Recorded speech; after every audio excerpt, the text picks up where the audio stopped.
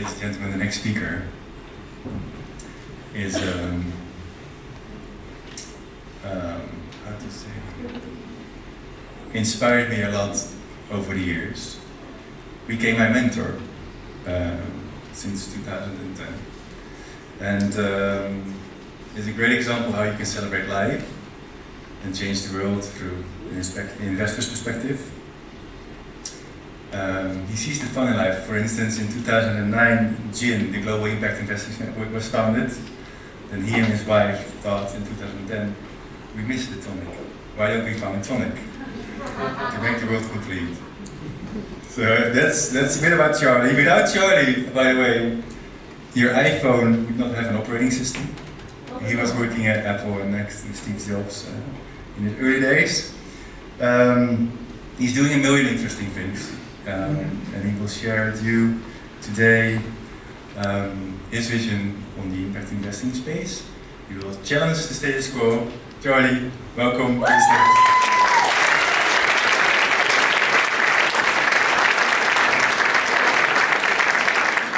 Thank you, Steph, for this very kind introduction.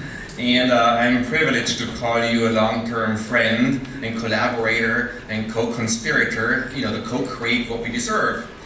And so I also want to thank everybody here, the Nexus crowd and the Rotterdam leaders for being here after 8, and I'm going to keep to 12 and a half minutes, I promise. I will do that. And the topic of my speech is challenging the status quo.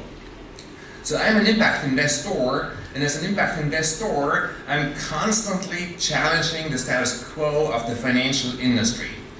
As Steph mentioned, I'm also a technologist. I have a PhD in computer science, and was able to participate in 3 successful startups as the main technical guy on the team, CTO or VP of engineering, where we challenged the status quo of the titans of that time of industry. And one of these startups was called Next. And Next is the company that Steve Jobs created after he was fired from Apple. And I was privileged to work with him for about 4 years to develop the operating system for Next. And when Steve took over Apple again, indeed he made that operating system Apple's main operating system, which now also powers iOS. And when I thought about challenging the status quo, there's nobody better than Steve Jobs, okay? And I'm so inspired by and grateful for the opportunity that I've been able to work with him, and I miss him. I think at this stage in his life, he would seriously challenge the way that philanthropy and investing and money management actually works. Because he would not be able to just sit still. That's not who he was. And when I looked into philanthropy in the early 2000s, it was clear that it was just totally broken. If you apply the metrics of making a meaningful contribution to systemic change on a global scale to issues like poverty alleviation, to issues like climate change, inequality, inequity, and things of that nature. And I do admire a lot what Bill Gates has been doing in his philanthropy, but he's doing philanthropy the way that he has done his business. He copies stuff and brilliantly scales it up, right? Like nobody else would be able to do. Now the problem, if you copy an old system and scale it up, that it doesn't actually contribute to the solutions, right? And that's why I miss Steve, and that's why I miss the conversation that would challenge seriously the way that we do capital allocation across all these silos. So for the rest of my remarks, I will concentrate on 3 questions. First, why do we need to challenge the status quo? Second, what's wrong with the financial system and how can we fix it? And thirdly, what does that have to do with you? And so I think the previous speakers already made a compelling argument why we need to challenge the status quo. So I'm just keying off of that as we enter, the first phase of this global transformation, where we have to figure out as humanity how to live on a finitely resourced planet in a way that enables 10 billion people to live a decent life. And so that means that all the systems will have to fundamentally change. Not only the education system, not only the transportation system, not only the healthcare system, but the cities and the regions, and also, of course, the financial system. Now, on top of the challenge of entering this phase, we're also faced with what also mentioned before, a radical discontinuity driven by technology. We didn't yet talk about AI and what that really means, but we got to, and I know many of you are working on that, and we will work on that together the next couple of days. We got to harness AI and its potential for humanity and the planet. We cannot allow AI to also be consumed by the LPs and GPs of funds and funnel all the great returns that it's going to generate to only the elite of the world. So we got to make sure that this is an inclusive technology that goes out to everybody. And it will be a challenge. I know it because I made my career in Silicon Valley, and only now are they starting to think about, are women actually participating in this or not? I mean, these questions you think would be raised earlier. So I hope that I convinced you that we need to challenge the existing systems in the context of this big transformation, both on the technology side as well as the financial system side. So the second question is, what is wrong with the financial system? So I was also inspired by Larry Fink. He is the CEO of BlackRock, the biggest investment company on the planet, by his call for more transparency and more responsibility of enterprises and funds that he invests in. I think it is a fair question to ask him and his other fellow big banks, what have you done lately, BlackRock, with respect to net impact? What is your balance sheet and impact? Are you continuing to contribute to polluting the world? Are you continuing to produce weapons? And what is your positive impact? He does not yet have an answer to that. Until we have the transparency of the big institutions, we will fail in changing the system. And he's part of the problem. The question that we have to ask of the financial system, what is the purpose of the financial system? And sadly, the answer to that today is to serve itself. Now, so the challenge is, how can we change the financial system in order to be in service of us, of humans and the planet? That is the challenge. So you might ask, why did we allow this to happen? Why is this happening? There's quite a few reasons for that.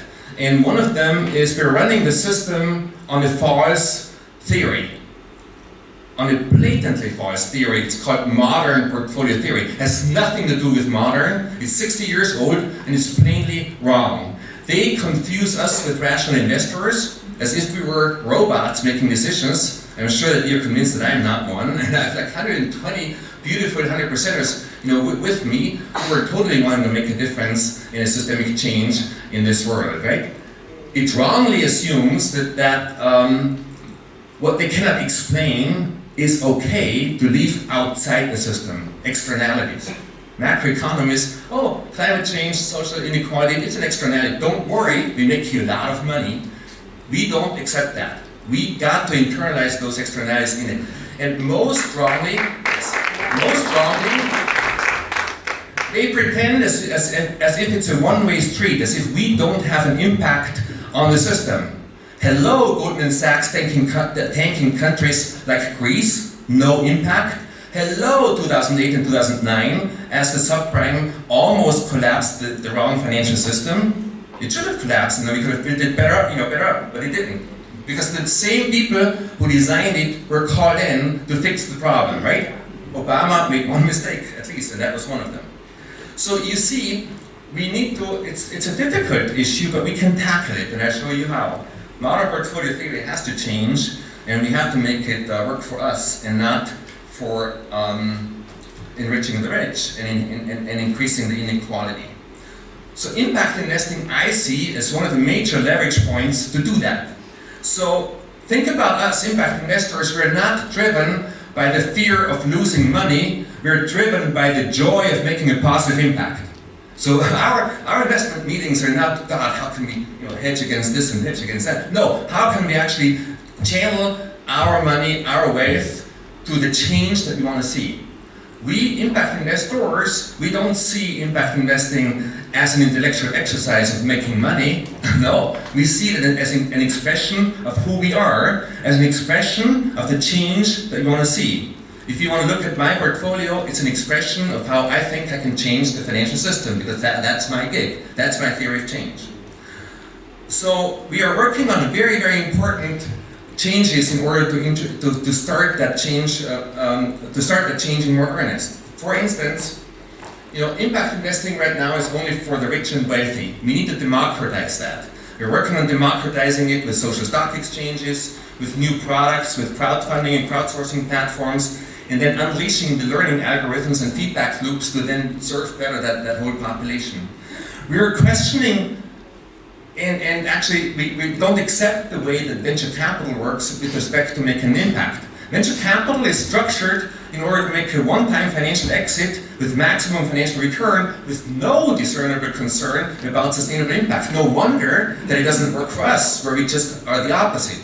We manage towards long-term sustainability. I look at Robert, because these maps, we need these maps, right, in order to figure out how to do that with an appropriate financial return. Make no mistake, we do need financial returns, but the appropriate financial return and not the false assumption that the market actually is right. And so we do deploy any capital, and even so I dissed a little bit philanthropy in my beginning remarks. Philanthropy is absolutely needed in order to complement investing, in order to together have a bigger impact than one alone can have. And we need to work with everybody else to make sure that the SDG exercise is not just a mapping exercise, which it is right now, but that it actually goes deeper and attacks the systemic issues that we have. And last but not least, in order to do the postmodern portfolio theory, we need data. We need real data. Right now, the shallow impact space called ESG is hiding behind lack of transparency in order to maximize their income based on people like us who use their services, right? And that is not acceptable, because we don't know how they do their formula unless you pay them the fees to become their client. So we are creating a movement to counter that in order to create the millions of data sets that the AI community needs in order to train these algorithms to produce the beautiful impact portfolios that are focused on making a difference systemically with an appropriate financial return. That is what the objective is. So how will the system change? Well, I think in times of system change, we need to speak both languages. The language of the old dying system, called modern portfolio theory, and I make my arguments to the industry in their language, otherwise they don't hear me. When I talk to hedge fund managers, I talk about hedging, right? And so forth and so forth.